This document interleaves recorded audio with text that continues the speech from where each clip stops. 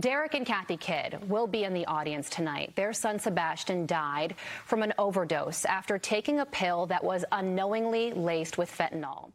I woke up one morning and found him unresponsive, leaning over his bed, and he had been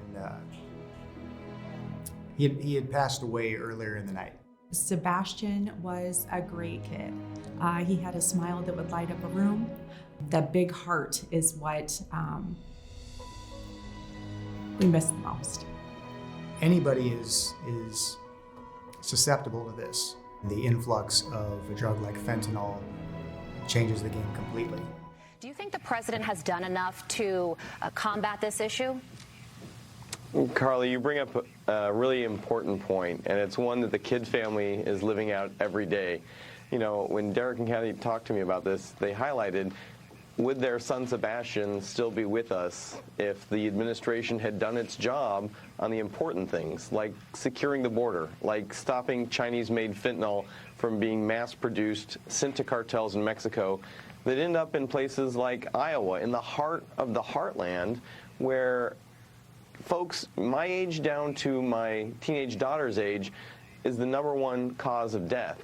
So we have not only looked at the president to do more, as Kathy just highlighted, there needs to be an action plan for those big challenges. Yeah. And the reality is, if the president can't get the big things right, then getting those hard things right at the local level, helping kids who are dealing with, in Sebastian's case, anxiety or depression, right, and treating the challenges, we're not going to be able to address it until we get our southern border not only secure, but stop the influx of the deadly fentanyl coming from China through Mexico. Yeah, and I know that this is a big issue in Iowa, and it's something that you've been working to address throughout the time you've been serving in Congress.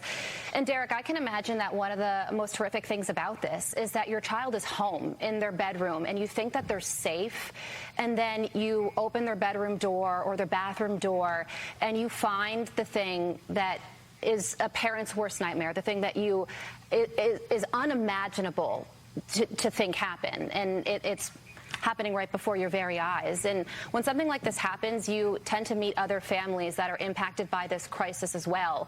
Is that something that you and Kathy have experienced? Yes, we've spoken to a number of other families. This is happening every day, unfortunately.